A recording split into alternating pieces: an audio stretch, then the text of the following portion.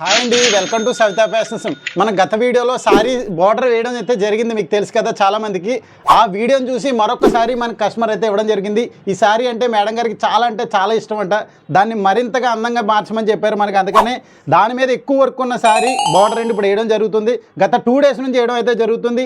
ఇది కంప్లీట్ అయిన తర్వాత వీడియో అయితే మీకు పెట్టడం జరుగుతుంది. ఇలాంటి వాల్యుబుల్ సారీని మరింత అందాన్ని పెంచుకోవాలనుకుంటే ఎవరైనా సరే ఇప్పుడే విచ్చేయండి మన సవితా ఫ్యాషన్స్లో.